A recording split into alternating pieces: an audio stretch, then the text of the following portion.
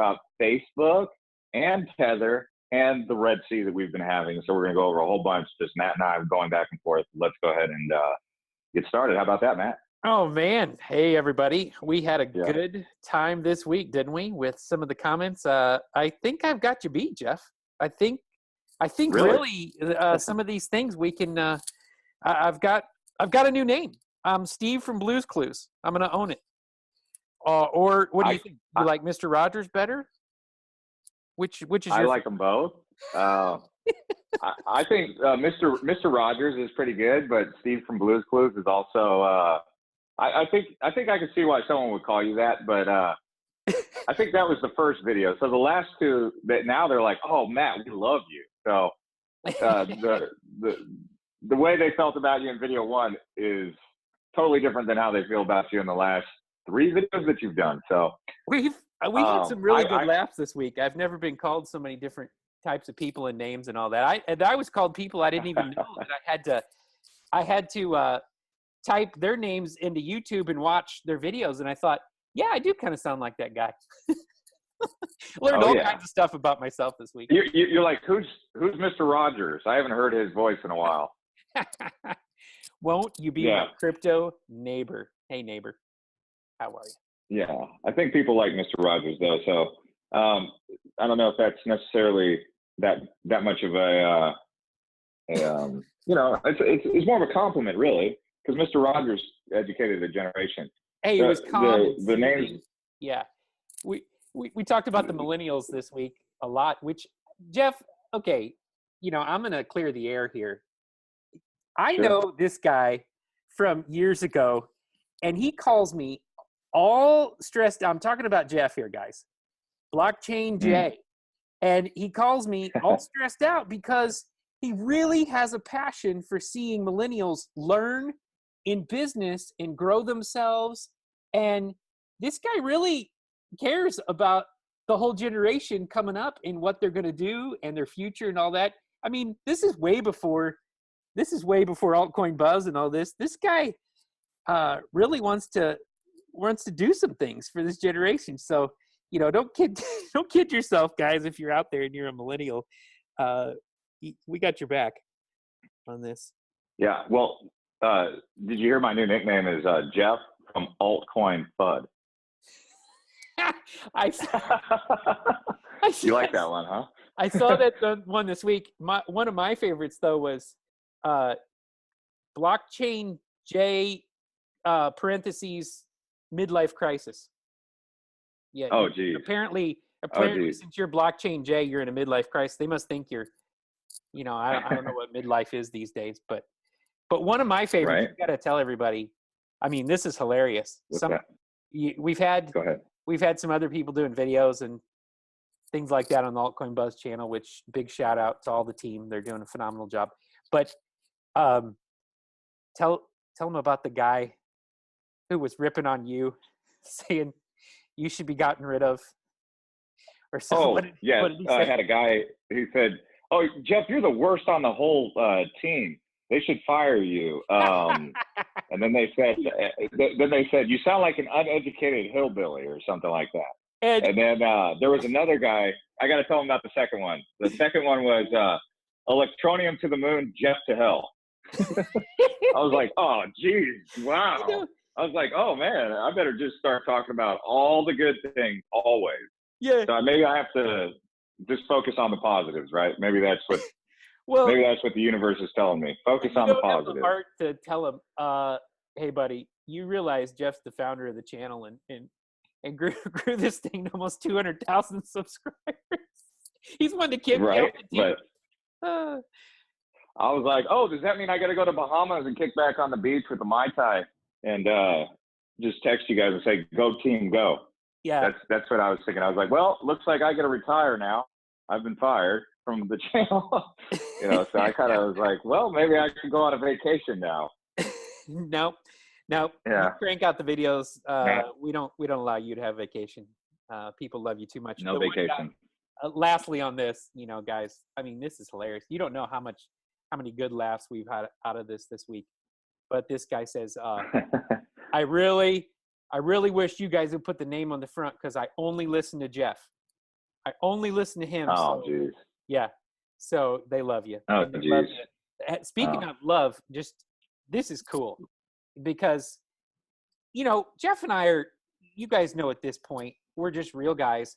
We are not trying to blow rainbows and sunshine everywhere and just sugarcoat everything. Is that good? I mean, is that the way to say it, Jeff? We don't sugarcoat anything. Yeah, I like to say we don't live in a world where unicorns dance on green prairies consistently, and I unfortunately there just isn't unicorns on green prairies. So in reality, we have to confront these trying times.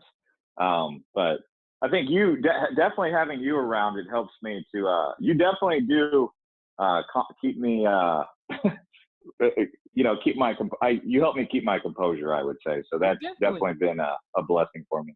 We definitely got to laugh, guys. When if Yeah. you're new to this space and you just joined up and you started, it's not people's fault. They got into this at the end of last year because there was so much volume of news and new people in the space, and just the volume of people getting in, where it was just heavy, heavy, heavy. And it's not your fault, but I just kind of want to tell everybody, and this isn't to at all to sugarcoat it, but Bitcoin wasn't even supposed to be at 10,000 right now. I mean, a normal trajectory and a nice steady growth of Bitcoin after these 9 years, after what, at the beginning of the year, we were still breaking the all-time highs at this time last year. It wasn't. I got to look on the chart. Oh yeah, we've been going up, up, up since what? For sure, 2017 was the biggest year for cryptocurrency. I would be surprised if 2017's exponential growth could even be overcome. Going from Bitcoin thereabouts $1,000 all the way up to what it reached 20,000. Well, that was unbelievable in the growth. You just brought it up. You said it, and I'll just put it out there and make the prediction. I mean, I really do. My calculations and the thing I look at in the markets, I think by the end of the year, we're going to be right at that 25,000 mark. We're going to hit it before the end of the year, for sure. So we can stretch like that rubber band. We can go back and forth and back and forth. But, guys, take a rubber band. If you're new to this whole game, take a rubber band, put it in your hand, and just stretch,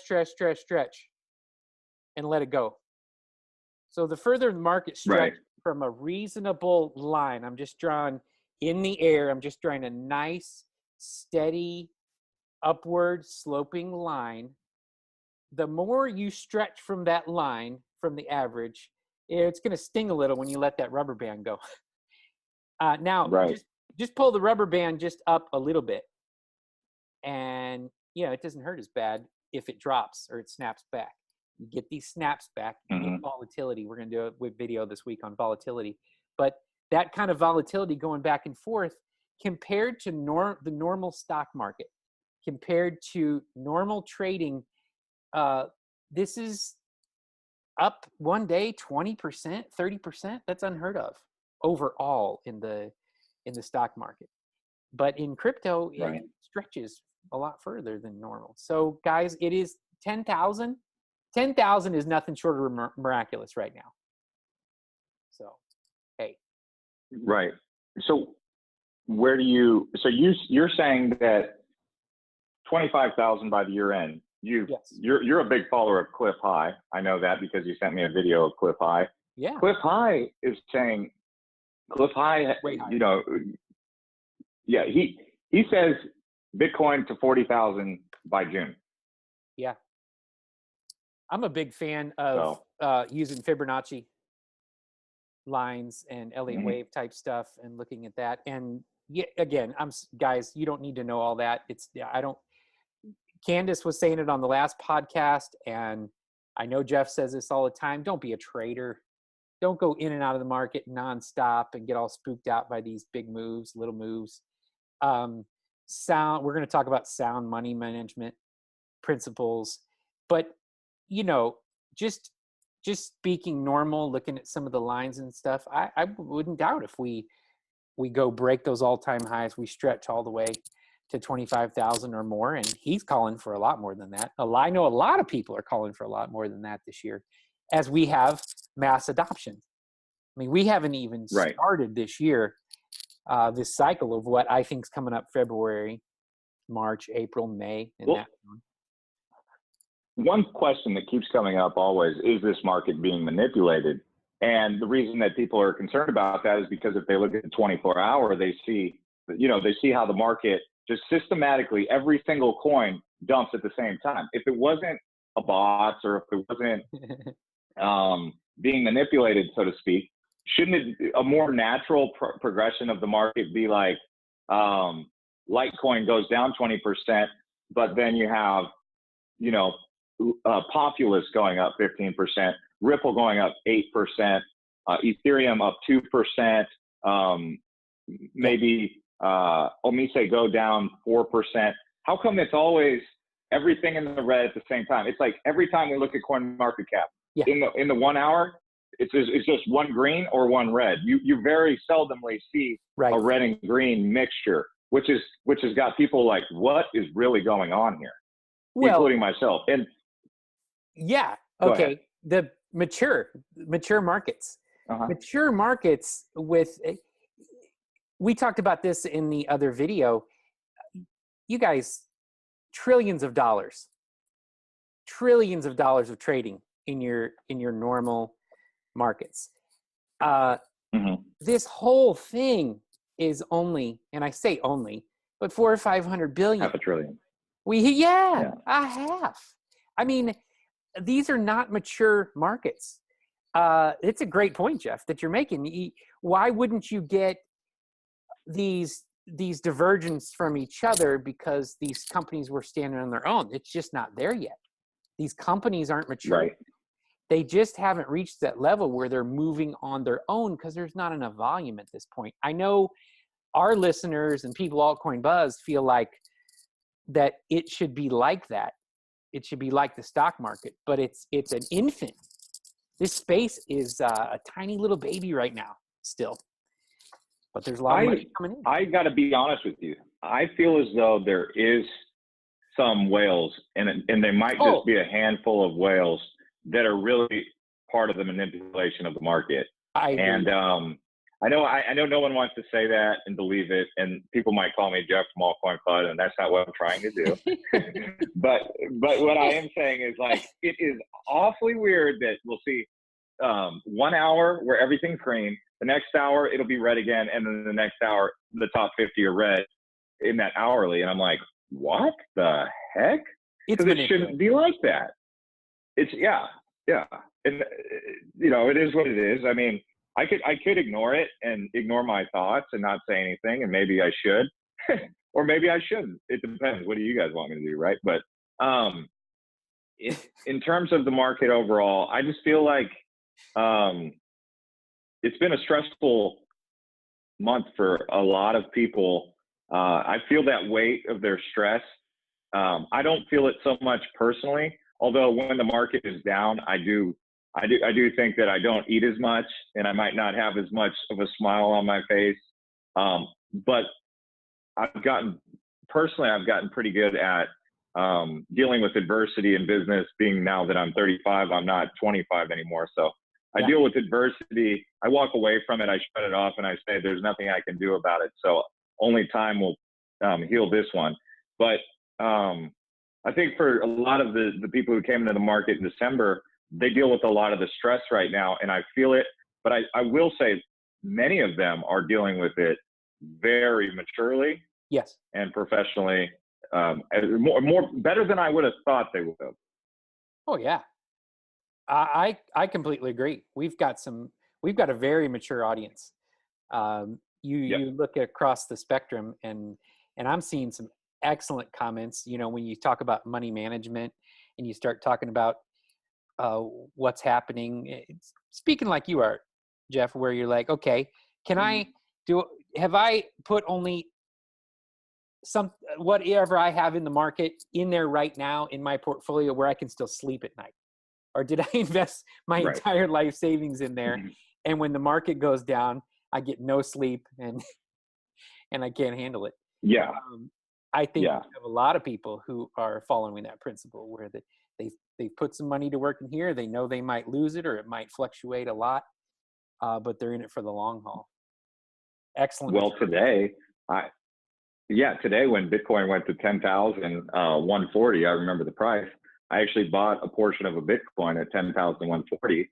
I watched it go down to 9,700, but people are like, oh, why did you do that? And I was thinking to myself, well, I don't intend to sell Bitcoin tomorrow or sometime this week. That fraction of Bitcoin that I bought, I'm willing to hold it for a while, as long as I really, so it's not like the volatility doesn't affect me because my focus is on the long term, not necessarily short-sighted. So I think that helps me in dealing with these times, like you were pointing out in the volatility chart. And I think a lot of people are curious about that historical of how January, February typically looks, not just from a chart perspective, but from someone who's like been in it a couple years, right? But you have. I mean, I've been around in the cryptocurrency space off and on, but someone like you who's been in it, no joke, like daily for at least over a year, where you're just tracking it. I mean, if we just go back to 2015, you've been really had your finger on the pulse, like every day. Whereas for me, I've only been doing that for maybe 8 months now, 9 months. So last January, February, I remember it was starting to take off. Bitcoin was starting to look like it was getting ready to move, but there was still some concerns inside the market, wasn't there? Oh, always, because what you had last year, and there was a lot of uncertainty, guys. You had the SEC turning people down for the ETFs. You had a lot of uncertainty overseas about this, but the biggie was the forks.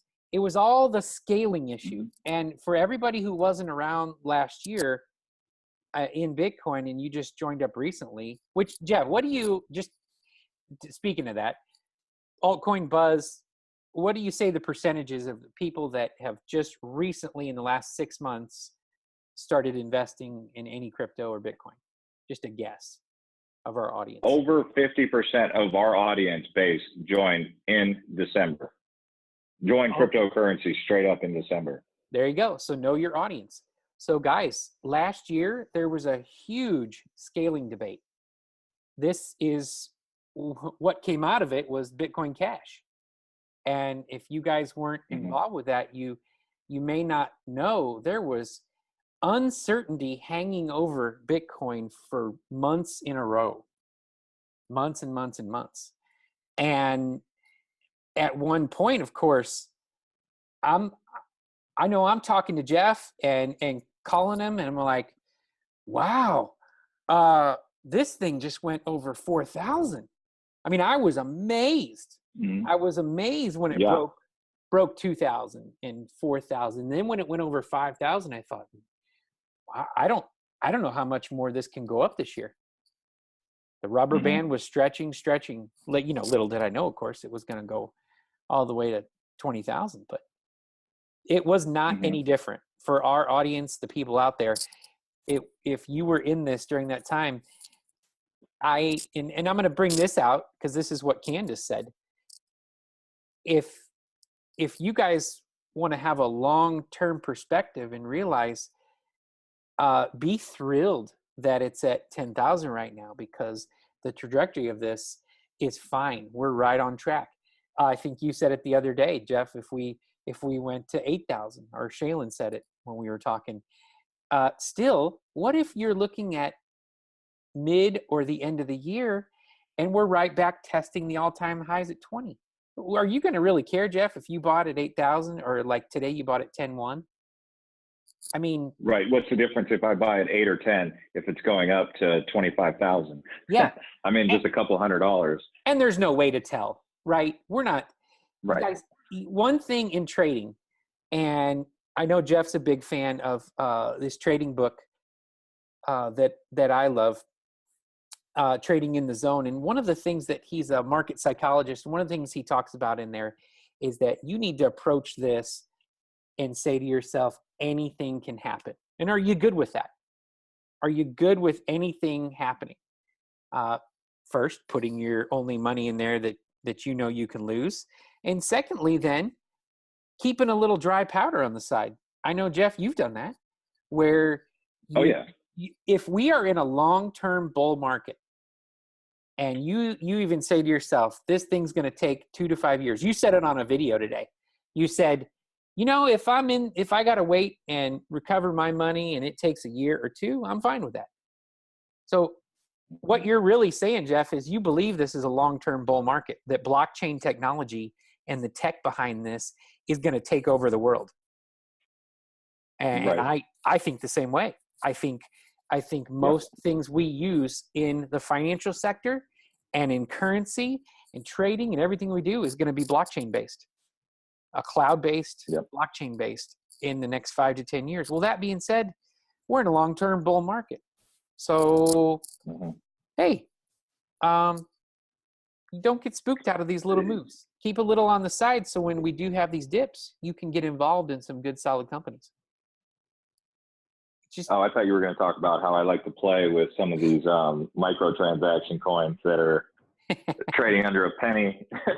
Like that, people are always asking me about Ember coin. When the market was really strong, and I had just had like extra coins, just extra Litecoin laying around or whatever.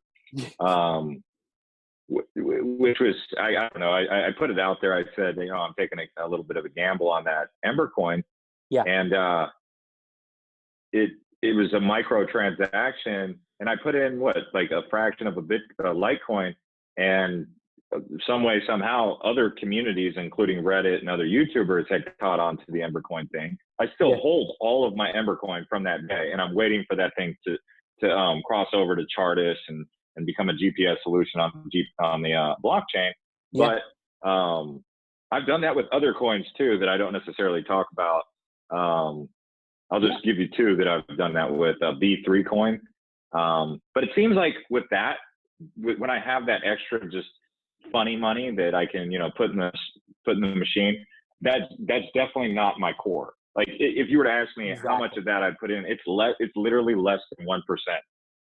Exactly. Literally less than 1%. Yeah. I don't put 10% of my portfolio in these gambles. I don't put, if I put in a fraction of a Litecoin, that's like $80. Yep. Okay. And if you were to add up my portfolio, $80 doesn't make up a very large portion. So if I'm doing things like that, they're just on the side. And I will personally tell you, I will never pump a coin and then dump a coin. After a month, I might consider selling it if it's up 1,000 times or something like that, or 100 times or 50 times. But I will never pump a coin and then turn around and dump it. Me personally, I won't do that. No. Number one is I don't want to be associated with that community that does that. Mm-hmm. I can understand why people do it. It's fun, but at 35 years old, I'm not interested in just taking people's easy money like that. It doesn't do anything for me personally. If I do take out a position like that, it interests me in the sense that I hope this thing goes to the moon, that a bunch of you guys to invest in a little small $10 can turn that $10 into $1,000 or whatever. That's the only thing that really interests me. Like even when I put in my $70, I'm not even so interested in making the money myself. I'm more like, well, I hope these guys on this channel that have been listening made out, That's why I still hold all my red coin. I still hold all my Ember coin. But that's the true answer that I can give. So, but I do that. Less than 1% of my portfolio would do something like that. That's sound money management. I mean, that's good. That's what a lot of these VC guys do. They'll spread out their investment to 100 companies and hope that one of them becomes a Facebook, and they do. And then, of course, you look like a genius because you're one of the original investors in so-and-so. What they don't tell you is that they had 99 other investments that they put that 1% in and they went nowhere. But the one goes to the moon, and that's fine. And that's why you diversify. And you just make sure, guys, that you don't put too much in there to where you can't buy food this week, or you can't sleep, or you can't make your car payment. Oh, in fact, I wouldn't even do those risky gambles unless it was like funny money. Like if you've been really successful with the market, like don't try to necessarily gamble. I mean, you can do whatever you want, but for me, I would say I probably wouldn't recommend doing that. But then again, I mean, one of the things I don't want to get in the habit of doing is telling you what you can and cannot do. Right. But I will say that even myself, less than 1% of my portfolio is funny money like that.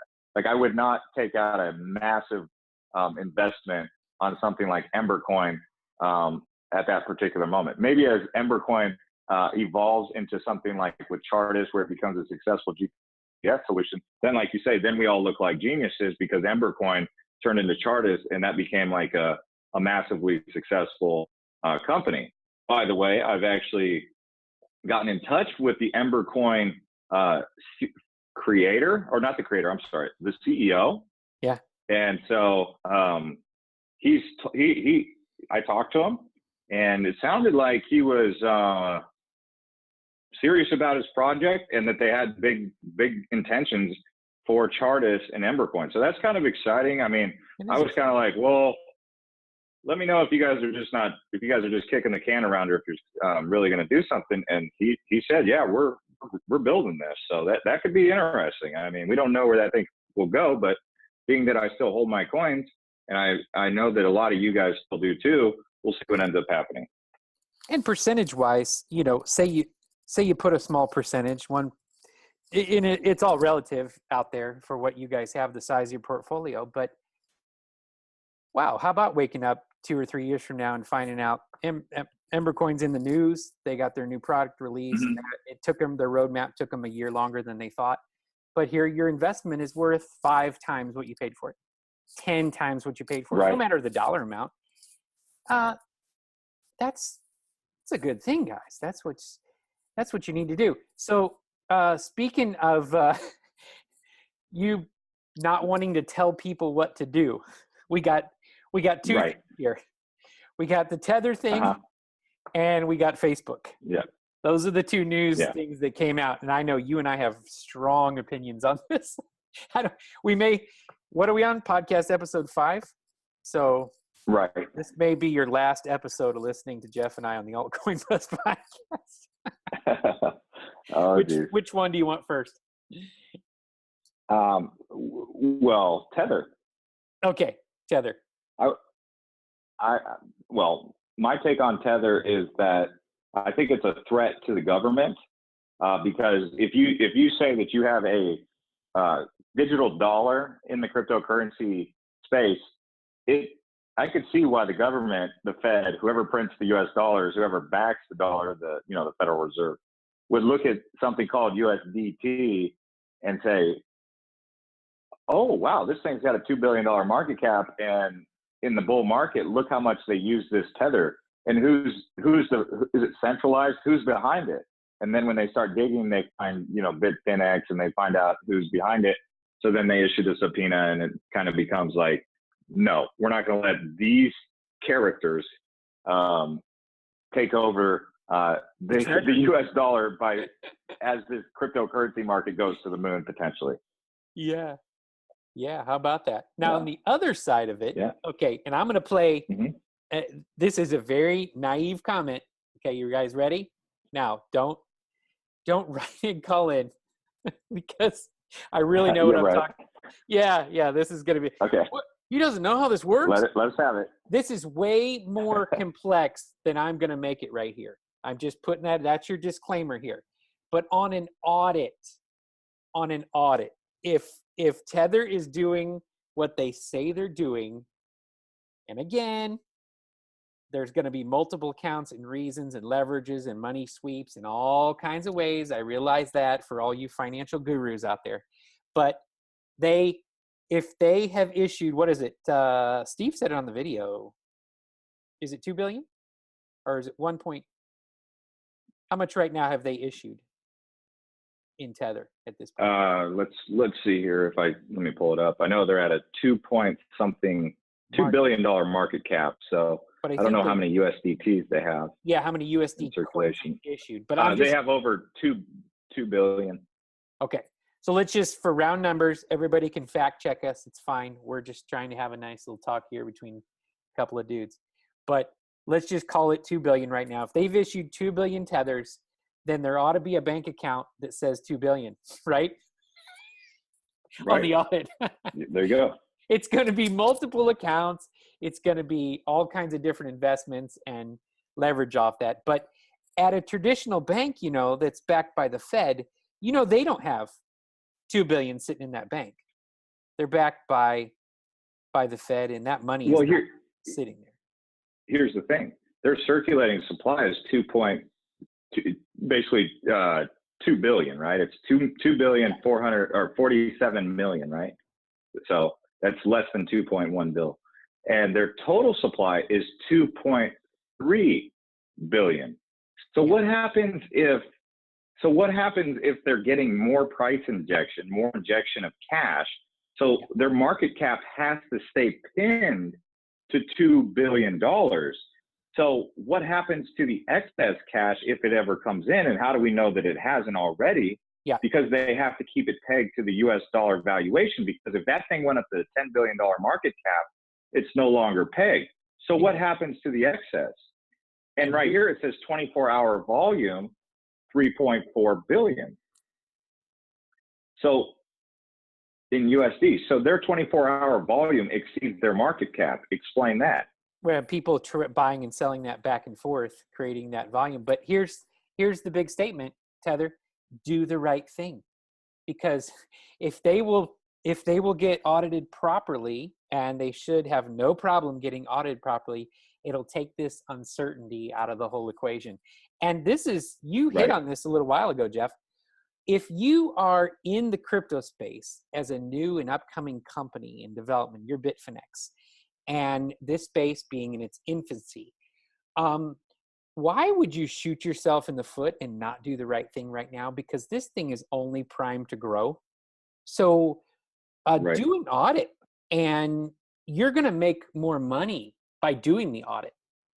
If they hang on and do this correctly for the next couple of years, they're going to be bigger and better than they ever even started. So Bitfinex ought to want to do the right thing at this point for people. Again, money supply in the U.S.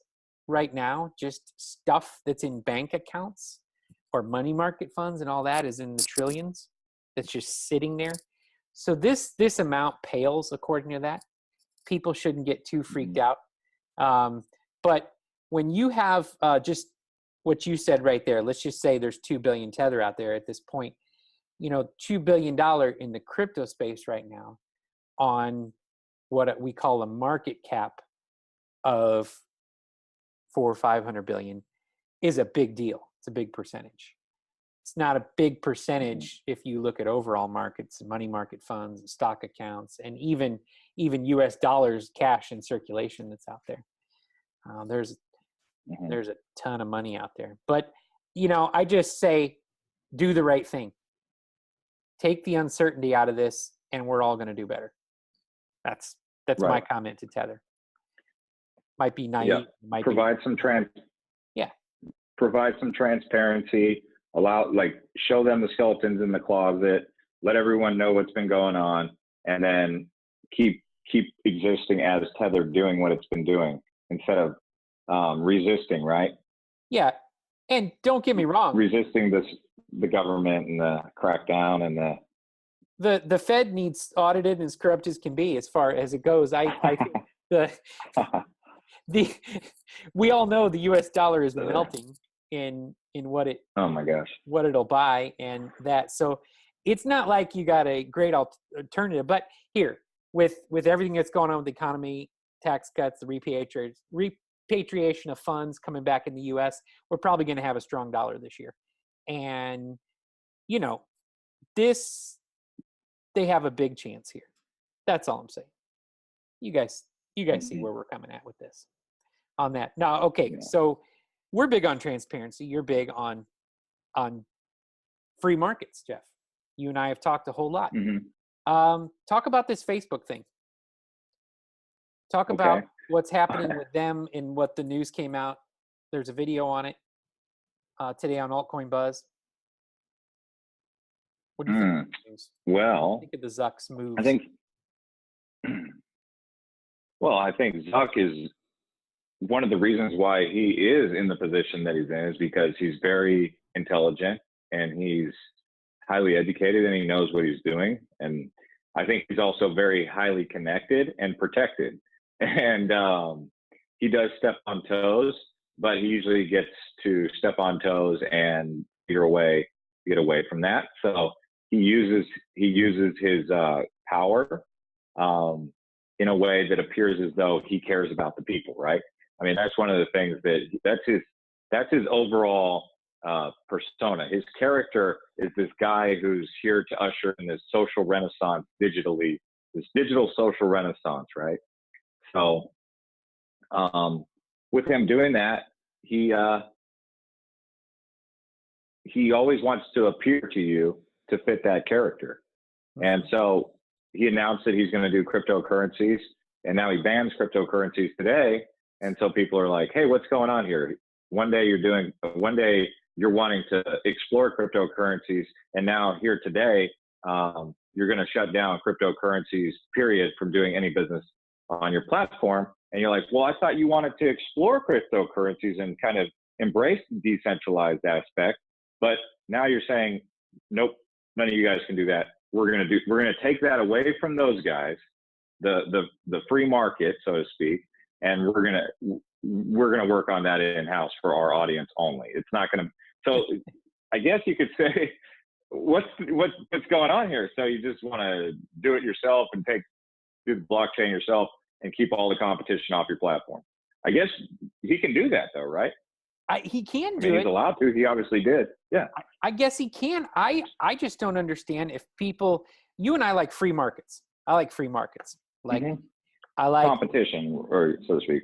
You bet. And if Facebook is going to make me boost my post by paying money, I know you know a lot about this, and have been very successful with Facebook.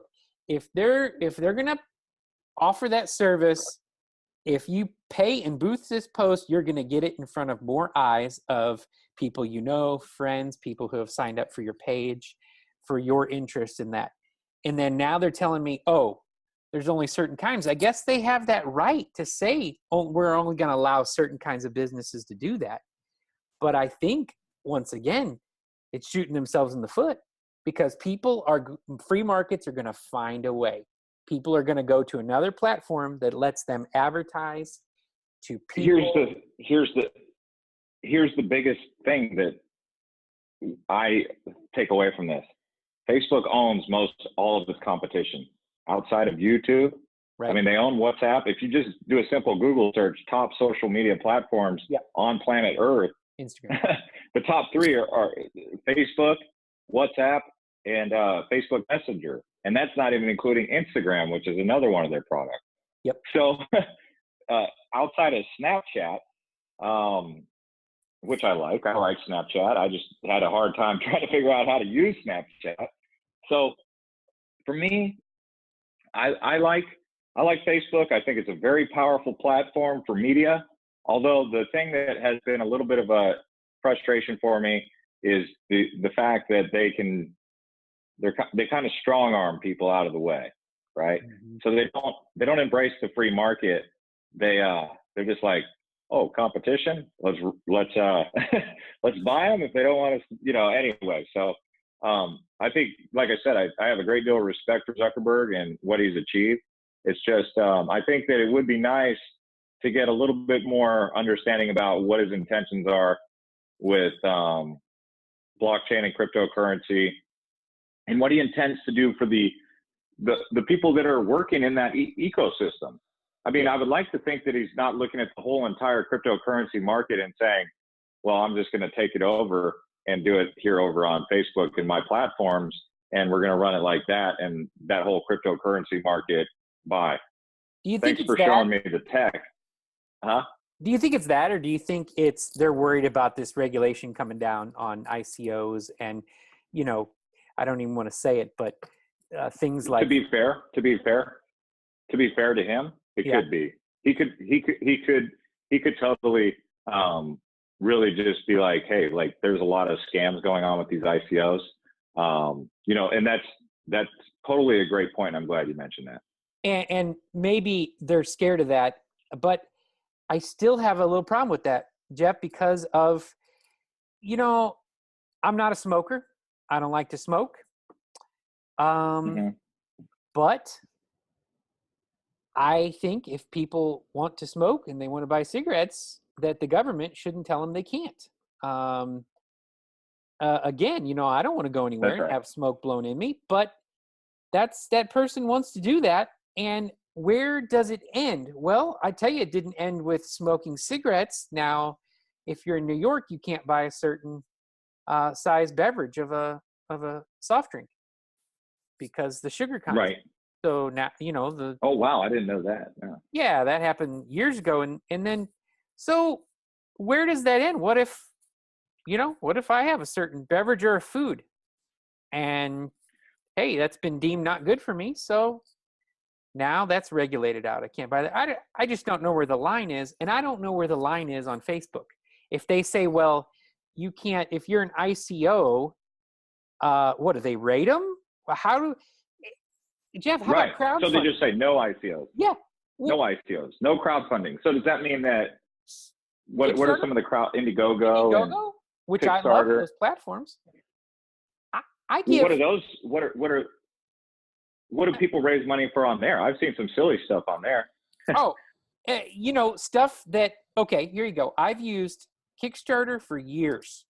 I don't even know. I wish I knew right now off the top of my head when's the first Kickstarter I did, but I love the platform. I've used Indiegogo for years. I have stuff that I have funded, crowdfunded, been a part of, that I haven't gotten yet. I ordered it, put my money in, bought it, and I took a risk. And I'm gonna give this crowdfunding platform the credit really for why I appreciate this space and in crypto, because it just makes sense to me. Because when you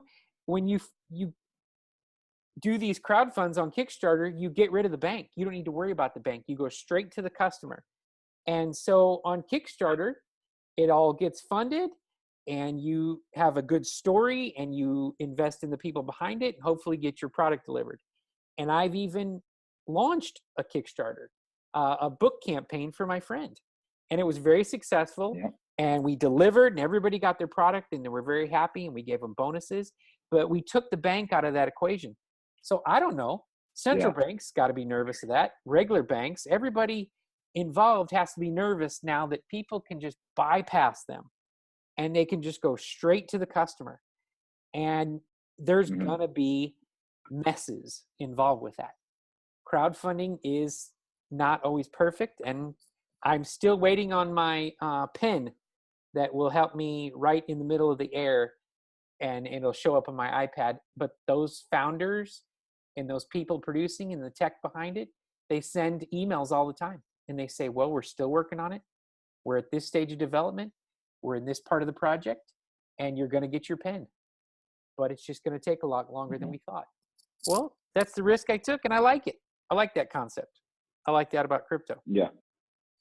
Yeah, I don't think we can compare Indiegogo and ICOs, right? But no. I guess that's an extreme comparison. But conceptually,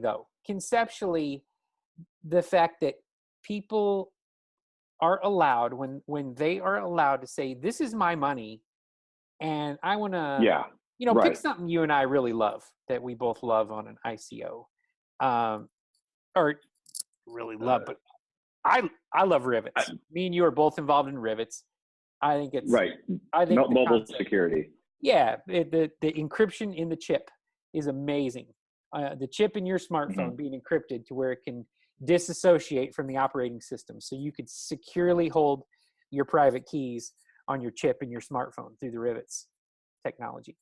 You know, I believe in that tech. I like the team. I like everything about it. Went into the rivets ICO. You know, I should be allowed. This is a free market. If I want to put my money in that, and take the risk that maybe they're not able to pull it off, but somebody else down the line is. Well, that's the risk I took. But it's just like these smokers or people want to eat all the Doritos that they can buy. Fine. You want to do that, do it. I don't want now to Facebook's defense, it could come back onto them where they were like, because Facebook has had some issues that happened where Russia was buying ads for presidential campaigns. Sure. And wait, I never. then it could come back where. Wait, Jeff, when did that happen? I didn't know about that. Right, Russia? you'd have to be living under a rock not to hear about that. Yeah, maybe that'll be another podcast number 6. There you go. You want to talk about Russia and Trump? That would be. I wonder if people would listen to us if we talked about the American politics. Oh no! Here's the thing: we would just we think we've been called stuff this week on Facebook. On right. YouTube in the comments. I'd be begging for people to call me Mr. Rogers after all that. Oh really? Oh we yeah. started talking. Well, I'm sure some people learned some stuff here on this podcast from you where they're like, "Oh, thanks, Mr. Rogers." Maybe that's your new nickname. No. Blockchain Rogers, or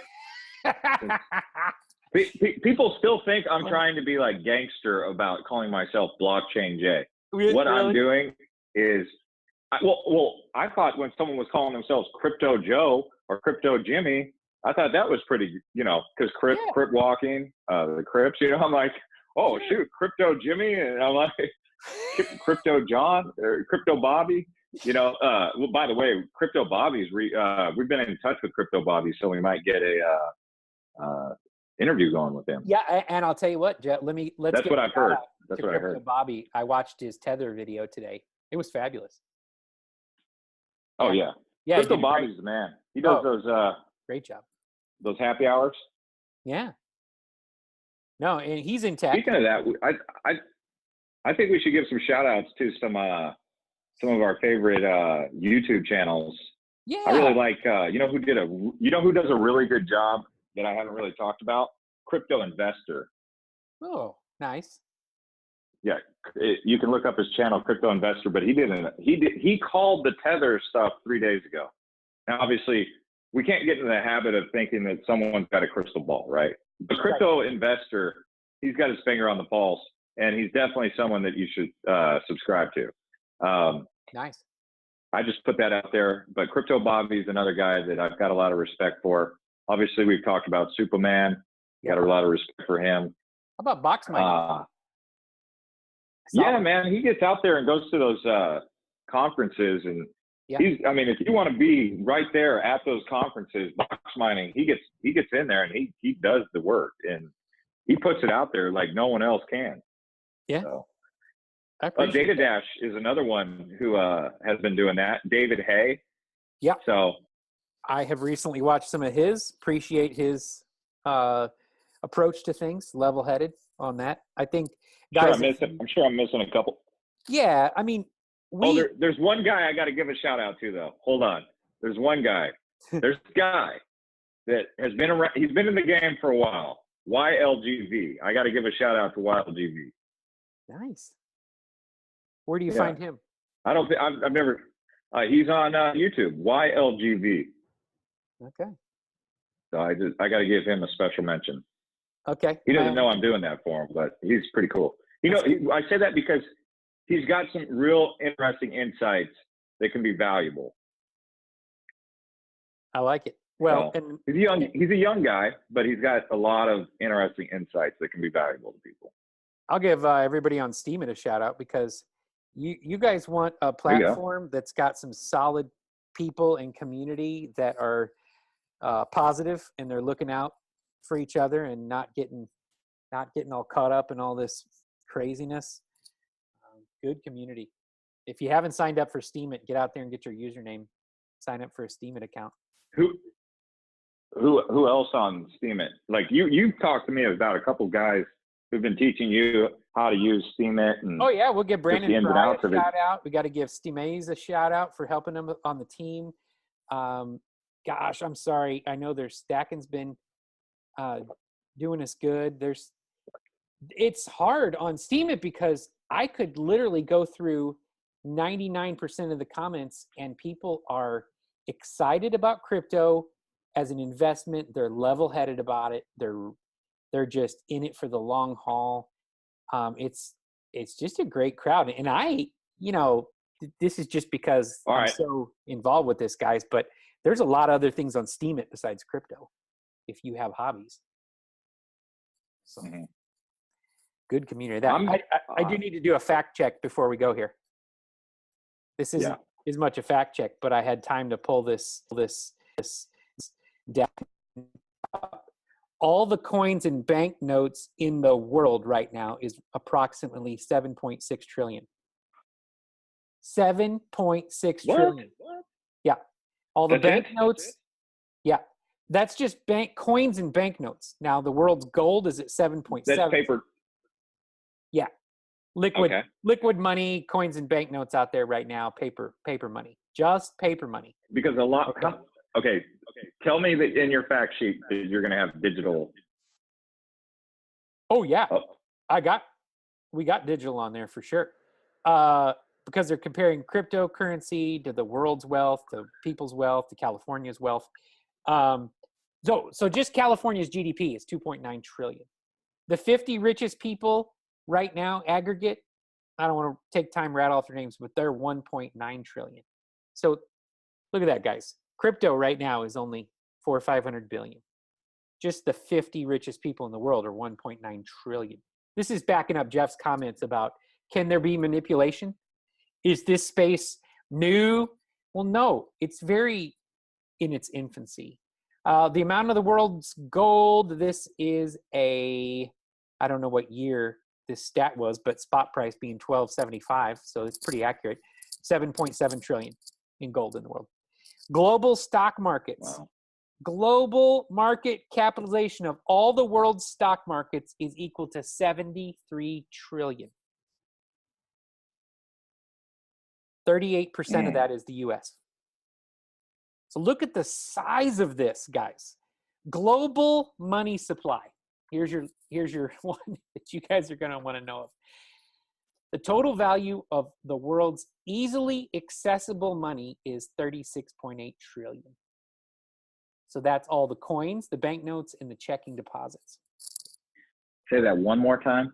Okay, all the world's easily accessible money, including coins, paper money, notes, the dollar, or your other currencies that are in paper, cash, and checking deposits on checking in the world, 36.8 trillion. Okay. Yeah. Broad money, the total value of all the world's money, including coins, banknotes, money market accounts, as well as savings, checking, and time deposits. 8% of that is physical, and 92% of that is non-physical.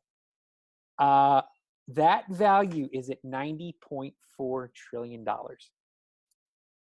There you go. 90.4 trillion. How about that? So, but there's also more money being created. There absolutely there's inflation. Is. Yeah, exactly. There sure is. But now here's the thing that I don't think that they factor in, that could be factored into this metrics. As these developing countries create wealth and become wealthy, like Africa, for instance, there's 1 billion people in Africa. Right. Let's say Africa was to achieve, some of the countries were to achieve first world status, right? Right. In terms of economy over the next 100 years. And that's not too impossible to suggest, because we've seen that happen with Singapore. Singapore used to be a developing nation where people would say it's too hot, it's too muggy, and then all of a sudden now look at Singapore. Now that's a small nation state, but we're seeing that in other developing countries like Thailand, for example. Bangkok is emerging. So what if some of these countries in Africa, because of this financial renaissance that we're having, become it would be like we've seen that with Dubai. I mean, Dubai with oil money in the last 20 years has grown out of the desert, Abu Dhabi right down the road, right? So what's going to happen when some of these developing countries over the next 50 years, thanks to the opportunities that the digital money creates and brings to them, doesn't add new wealth? What if half of the world population held a nice portion of wealth, comparable to what the Western and Asian societies hold? Right. Would there be more wealth creation then, is what you're saying, out of these countries? I think there would have to be, wouldn't there? Yeah. No, you'd have more production. Yeah. More wealth creation. Yeah. Yeah. Right. And guys, so that's something that's one of the things that I look forward to with cryptocurrency. Yes. And valuation wise, is the opportunity. Yeah. If it's a store, if Bitcoin's a store of value, Jeff, gold, you can mine more gold. You can absolutely mine more gold. There's ways and there's technologies developing. Just go back. Okay. When we're kids, they thought all along, oh, there's only this much oil. Oh, but then we had an emerging technology called fracking. Now all of a sudden, the U.S. is almost energy independent because of fracking, and we found out we can get more oil. We can get more oil from shale. Technology that came about that caused, this is highlighting exactly what you're saying. There was more wealth creation because of that emerging technology. We were able to have lower cost oil. Well, and you just make more things and you do more stuff. How about with gold? They can develop ways to get more gold out of the ground, and have and will, and they'll continue to be more. But what is something that is absolutely finite, fixed supply that they are not going to mine more of? Bitcoin. Well, at some point. As a store of value. Now, you have, of course, right now, you and I know 1,500 other companies that have issued these coins, these tokens, these crowdfunding mechanisms, these VC vehicles, whatever you want to call this entire space. But that pales into the amount of companies in the world, into the amount of, even the amount of sectors out there in business. There's way more sectors than that. It's a baby, it's an infant. And if you compare this to like we're doing to the entire money supply of the world, or even, my goodness, just California's GDP alone. I mean, the Fed balance sheet at this point is 3.5 trillion. So, wow. Yeah, this is ridiculous. Everybody's getting spooked out for a little bit of money moving back and forth on Bitcoin. Be in it for the long haul. Yeah. Be in it for the I think that's the mantra. That's the best advice. Take a long-term approach, and you've always stressed that. I know you've always stressed that since even when Bitcoin was trading below $400. We're in this for the long haul for sure. Jeff, just tell people how to get a hold of everybody on the team and where to go. I'll give a couple. You give a couple. Well, right now I just say to keep up with. I'm consistently posting on Twitter. Yes, that's where you like to hang out on Steemit. I like Steemit, but you're running that, so I'm staying out of your lane. I'm big on Twitter, so you can follow us on AltCoin Buzz.io. We also have Candace now managed. If you're a lady and you like to keep up with cryptocurrency, or if your wife or girlfriend likes to keep up with cryptocurrency, they can follow ABuzzLadies. And so ABuzz_ladies. And Candace is building that platform for the women. It's not segregation. It is just a place where women can really feel comfortable and meet up with other ladies who like to talk crypto. And you're all about the ladies, right, Jeff? I mean, you want to see them become entrepreneurs and get in the space, prosper, and be leaders. That's great. I think it's also going to bring more money into the market, but also more of a community. It's going to make crypto more friendly. Really, right now we just got a bunch of testosterone flying around left and right. And I think bringing some ladies in is going to calm down some of that aggression we see. Maybe it won't, maybe it doesn't, but who cares, right? It's all life. But bringing women into cryptocurrency is a great idea overall. Yeah, I think people misunderstood that last podcast because you were actually fully in support of that, and be looking out for that as she's developing it. I know that there was a lot of comments about, well, what about Patientory's CEO? She's a woman, and this one's a woman, this one's a woman. Yeah, Oh obviously, yeah. that's why you guys are out there to bring this as this is altcoin buzz, as in the buzz from you guys in the comments helps all the other people in the altcoin buzz army. I mean, this is a group It's a effort. community. It's a community, and we don't know all the answers, and we don't claim to have all the answers. This is why we do this No. together, so we can all be smarter. Come on. Other platform, you guys can go to altcoinbuzz.io and click on all the links to all the other social media. But Jeff does a phenomenal job on our website. Twitter, yeah, exactly. AltCoinbuzz.io. Yeah, most all of our stuff that you can access is on our website. You can link to Is there a Steam It link yet? Oh yeah, I think there's Steam It link. Okay. But gosh, podcast, everything. Oh, iTunes. So if you guys can, please, you're listening to this Altcoin Buzz podcast. We're new, up and coming, episode 5. Please hit subscribe and share it with your friends, and leave us a review. We already got some cool reviews on here. Yeah, they leave a review. Also, go ahead. Let us know if iTunes is the best place that they like to listen to, because, correct me if I'm wrong, but iTunes is only iOS. So right. I've heard that SoundCloud is pretty good, and that doesn't matter if you have an Android or an iOS. Right. And some people I know do that on there. I was just going to give a shout out to our people from episode 1 through 4 on iTunes, that they gave us some love. Really appreciate these guys. We had. Oh yeah.